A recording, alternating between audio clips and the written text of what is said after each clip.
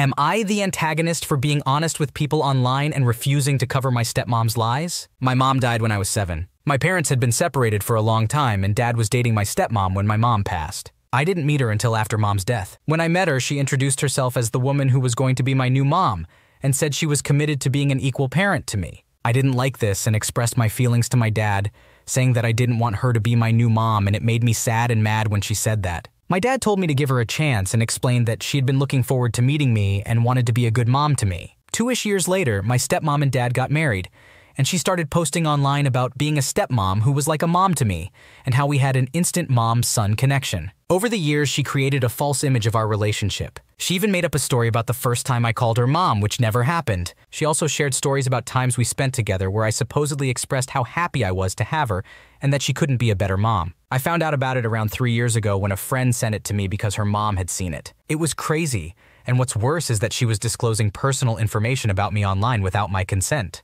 I confronted her about it, calling it a dumb thing to do, but she told me it hurt her feelings that I was so negative about something she considered amazing. 4 months ago, my stepmom suggested that we go to therapy together because she didn't feel loved by me. During therapy, the therapist was shocked to learn about my stepmom's habit of telling elaborate lies for a long time. The therapist recommended shutting down the page, but my stepmom refused. While attending therapy, someone who follows my stepmom found me online and reached out to ask me about the situation. I told them the truth, that my stepmom had lied about everything and she is not my second mom. I also made it clear that I have never called her mom or told her that I love her as much as my biological mom. A few more people reached out and I shared the same information with them. This issue was brought up in therapy because my stepmom was upset that people were now calling her out and saying she was a fraud. Some of her advice had been tried by these people, leading to negative outcomes, and they believed they had followed the advice incorrectly. In therapy, she claimed that I intentionally hurt her by telling these people the truth and felt that it was unfair. I stood my ground, stating that I would never lie for her, and anyone who knows us is aware that she is not my mom, and I would never refer to her as such. The therapist sided with me, explaining that those were her lies, not mine. However, my stepmom and dad both argue that I intentionally hurt her feelings. So am I the asshole? Not the antagonist.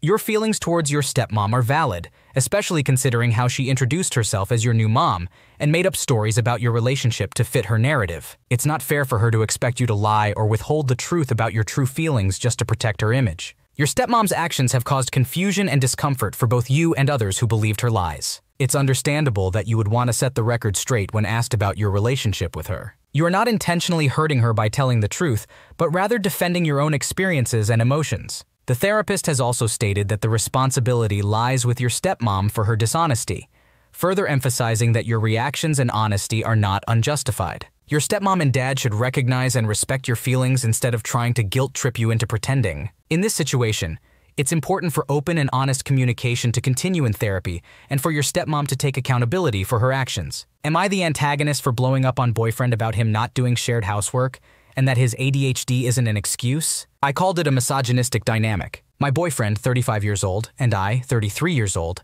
have been together for a little over a year and have been living together for 5 months. Overall, we both enjoy living together. We do a good job of sharing daily housework tasks like washing dishes, making the bed, doing laundry, etc. However, there are certain tasks that I find myself doing more often, such as cleaning kitchen surfaces and sweeping, while he does tasks like mowing the lawn and grocery shopping more frequently. My issue lies with the less frequent, but equally important tasks, such as changing bed sheets, mopping, scrubbing the toilet, wiping down windows and mirrors, cleaning furniture surfaces, cleaning the shower, and dusting baseboards. Since we moved in, he has only done them a few times. He has seen me doing these tasks, so he knows they need to be done.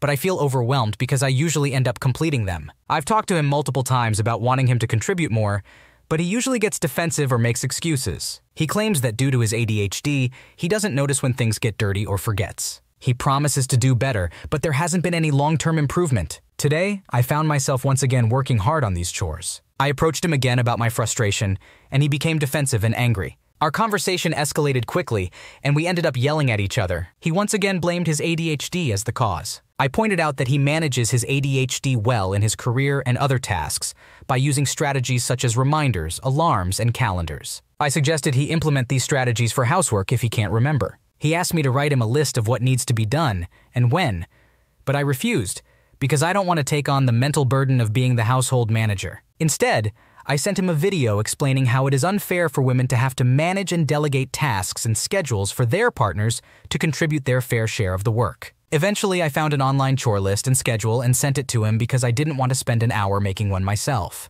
The argument continued, and at one point, he brought up things that I do that annoy him, like leaving a candle burning and accidentally causing a burn mark on a throw pillow. I felt that this comment was unrelated to the real issue. The argument ended with me expressing my unwillingness to be in a household that promotes misogyny and expects women to do most of the cleaning and management. Am I being unreasonable? Am I the asshole, not the antagonist?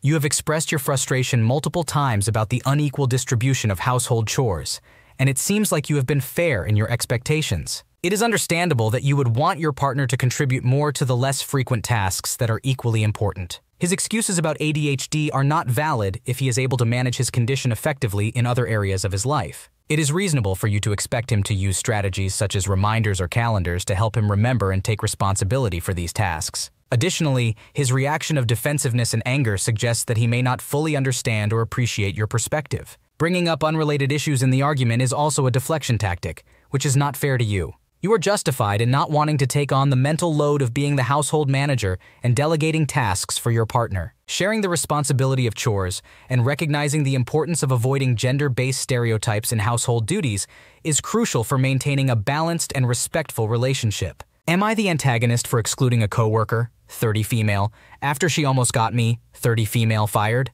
By the way, I am intentionally being vague to protect my anonymity. I am a 30-year-old woman currently in a very competitive surgical residency program. During this time of year, my allergies tend to bother me, and I occasionally get nosebleeds. It's not a serious issue, but if I blow my nose too much, there may be some blood. One of my coworkers, who is also a good friend and a 31-year-old man, noticed this. About a week ago, he saw me blowing my nose again and jokingly asked if I was doing cocaine. I explained that it was just my allergies, and we laughed it off. Since then, whenever he sees me blowing my nose, he jokingly says things like, "Stop doing that coke," and I respond with phrases like, "No," or "Can't stop," "Won't stop." To clarify, I am not actually doing cocaine and he knows that. It's just a joke between us when no one else is around. A few weeks ago, a fellow resident who is also a 30-year-old woman overheard us saying this when she was outside the room. She reported me for drug use and I was questioned about it. I explained the situation and even showed them my medical records, which clearly state my history of allergies. However, they still insisted on drug testing me, which came out negative. But now I have to undergo routine drug testing for the next month, just to be sure. They assured me that I was not in trouble and could continue working, but it was still embarrassing. I eventually found out who reported me and was extremely angry because I could have lost my job and jeopardized my entire career. A few days ago, I invited most of my colleagues to a big event that I'm hosting in a few weeks. However, I purposely did not invite the colleague who reported me. The next day, she approached me and asked why she didn't receive an invitation, as she had heard about it from others. I decided to be honest and told her that I didn't invite her because she falsely reported me and almost got me fired. She defended herself, saying she was just trying to do what was right and couldn't apologize for that. I acknowledged her perspective, but pointed out that she should have approached me first instead of going straight to our superior, and she had not apologized for that. I then excused myself to check on a patient. I understand that she was trying to do the right thing, but she ended up doing it to the wrong person, and she believes she was in the right. I disagree, and I don't want her at my event anymore. However, I feel a little guilty for excluding her, and I wonder if she was right and I'm just being stubborn. So, am I the asshole for excluding my coworker from the event after she reported me and almost got me fired? Regarding why I invited colleagues to a personal event, it's actually a baby shower. I am only in my second trimester, but I'm having the shower earlier for personal reasons. I invited colleagues because another colleague invited most of the people they worked with to their wedding last year, and I thought it would be polite to do the same. I only invited people I work with or interact with frequently. The colleague in question is someone I interact with quite often, so I think that's why she feels excluded. To those saying the joke wasn't funny, humor varies from person to person. My humor can be dark, so it's understandable that some people might not find it funny. For those asking how I found out that she reported me, my friend and colleague who was joking with me mentioned it during a conversation with her on the day I had to miss work for the drug test. She asked if I was coming in that day because I was scheduled to, and he said I couldn't come in that day. She apparently took that as me being fired and said, "Oh good, she needs help." That's when my friend explained the context of the situation and she responded with, "Oh, okay, not the antagonist.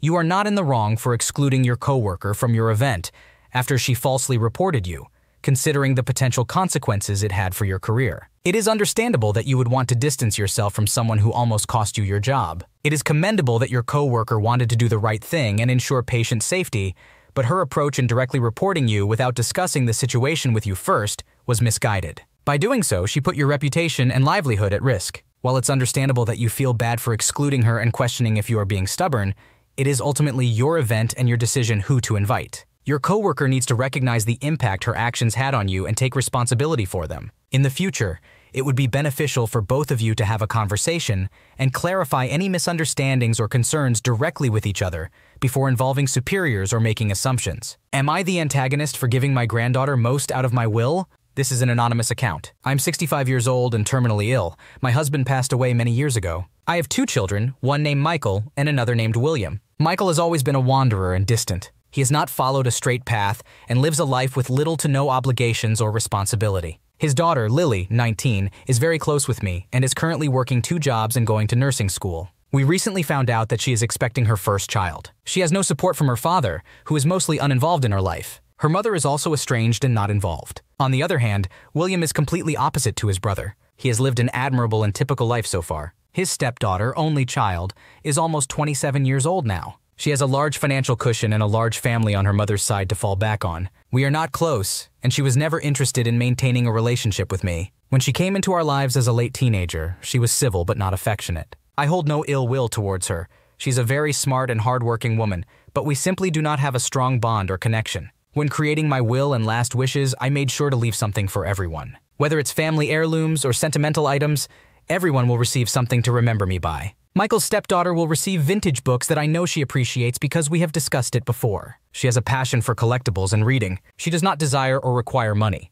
Lily will receive the majority of my savings and money. I do not trust Michael with large sums of money, and William does not need it. Lily is currently in significant debt and struggling. I believe she will benefit from the financial boost to eventually buy a house and support her child's needs. This decision was not made lightly, and I have complete trust in her ability to use the money wisely. However, William and his wife do not approve of this decision, which is causing emotional strain on me. Although it is not their place to intervene, they believe their daughter deserves more or at least half of what I have designated for Lily. Their daughter, however, is grateful for the allocation she has received and does not have any issues with it. This disagreement is causing a divide in the family and negatively impacting my emotional and physical health. I am unsure about the amount of time I have left, but I know it is limited, and this is not how I imagine spending my final months. I have heard rumors that they plan to contest the will when I pass. While I know there is no room for such actions and the will is legally secure, it hurts me deeply. Am I the antagonist here? Could I have divided my assets in a better way? Not the antagonist. You are not the asshole in this situation. It seems like you have carefully considered the needs and circumstances of each of your children and grandchildren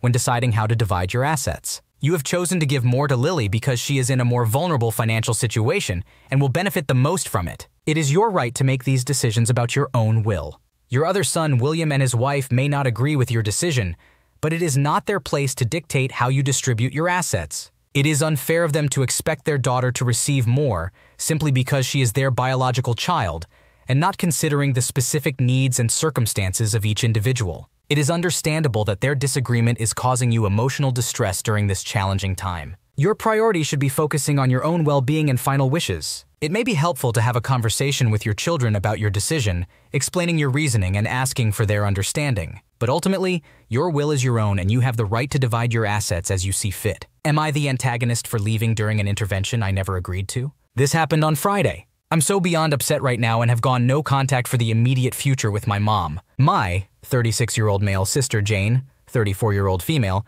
have no relationship. She's my sister by blood only. I'll try to be as unbiased as possible here, but she did some pretty crappy things when our father died. Things like withholding information about his estate, attempting to sell his home and split the profits with his fiancée against my knowledge, not actually being physically there when he died in hospice, etc. Afterwards, she would continuously gaslight me to the point that I went NC with her back in 2018. My life has been so much better without her in it. My mom, Brenda, 60-year-old female, is not a fan of this. She was divorced from my father, and even though I loved him so much, I have to admit that he wasn't the greatest parent in some aspects. We lived with him. My sister and I not having a great relationship is mostly in part his fault. Brenda doesn't like that her 2 only children have a dead relationship and is constantly trying to fix it. After being in therapy, I've started learning how to establish and enforce boundaries. I don't like it when my mom attempts to fix our relationship, and I call her out on it, gently each time. For example, a few weeks ago, she mentioned how she wasn't going to name neither me nor Jane as the executor until we fix our shit. I calmly told her I didn't think that was appropriate to say or do,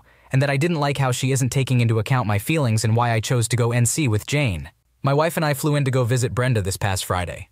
My wife and I recently had a son a year ago, so we wanted to visit his grandma. We walked in and were met with half the family standing there, including Jane, who was sitting, claiming that they were doing an intervention on my relationship with Jane. I was speechless. I looked at my wife, who was just as flabbergasted as I was. I said I'm not doing an intervention and this is enormously inappropriate. My mom went into this tirade of how I'm a grown adult and this behavior is childish. I need to make up with my sister so we can put all of this behind us. We immediately left. My mom followed us out while asking why I couldn't do the adult thing and just talk to my sister. Baby was crying. We got into the car and booked a hotel. I booked a new flight for tomorrow and I'm trying my best not to look upset for the baby. My wife says she had nothing to do with this and would never sanction it if she knew. My wife's phone and mine have been blowing up non-stop with the family accusing me of being a drama queen and hurting my mom's feelings. The only family member I didn't go NC with is my stepdad, who sent me a simple apology text. With all these text messages, I'm starting to doubt myself. My next therapy session isn't until next Friday, and I'm not sure how to feel. Am I the asshole for going NC with my mom?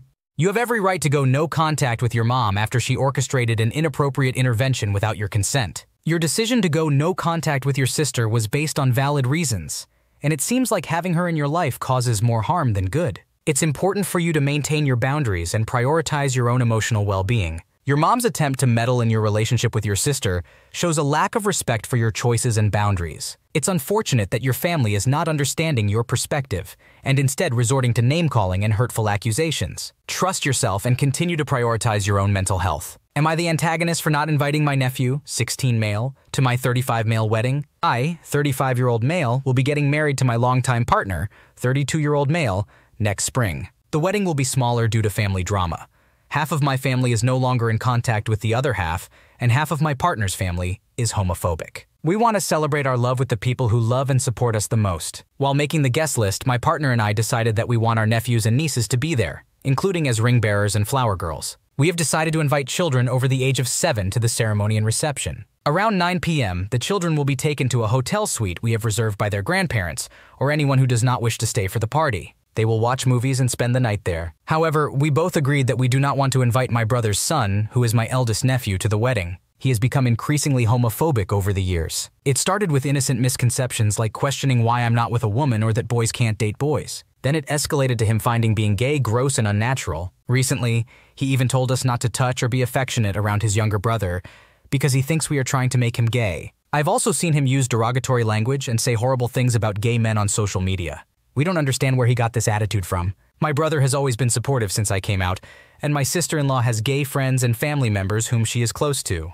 Both of them are appalled by their son's behavior and have apologized to us multiple times. We made the decision to not invite my nephew to the wedding because we only want positive energy on that day. Besides, I highly doubt he would want to witness 2 men getting married and kissing at the altar. I informed my brother and sister-in-law about this decision during a dinner, and my sister-in-law was clearly saddened. She asked if I would reconsider, stating that he will never learn to accept gay people if he doesn't see that we are just normal people, even at a wedding. She believes it will show him that love is love. I told her that it was kind of her to think that way, but it is not my responsibility to risk my happiness on my wedding day by inviting someone who openly finds me and my partner disgusting. I made it clear that the decision is final. My sister-in-law accepted it but mentioned that my nephew will probably hate us when he finds out he wasn't invited. While I feel confident that I did the right thing, I also worry that my sister-in-law has a point and that I might further isolate my nephew. My parents also think it is unfair to invite the entire family except for one person, especially since he is a minor. Am I the a-hole for not inviting him? Not the antagonist. You are not obligated to invite someone to your wedding who openly expresses hatred towards you and your partner. It is understandable that you want to surround yourself with people who love and support you on your special day. Your nephew's homophobic behavior and comments clearly demonstrate that he has no respect or acceptance for your relationship. Your sister-in-law's argument that he needs to see normal gay people in order to learn acceptance is flawed. It is not your responsibility to educate or change someone's beliefs, especially on your wedding day. It is important to prioritize your own happiness and celebrate your love without the presence of negativity. Your decision does not alienate your nephew. It is his own actions and attitudes that have distanced him. It is also unfair to expect you to invite him simply because he is a minor. Your parents' concerns about fairness do not outweigh the emotional well-being of you and your partner. Ultimately, it is your wedding and your choice to invite whomever you feel comfortable with. You are not the asshole for prioritizing your own happiness and well-being on your special day. Thanks for watching. When you subscribe, make sure to hit the bell to turn on notifications so you never miss a video. To finish listening to all the stories, check out the playlist in the description.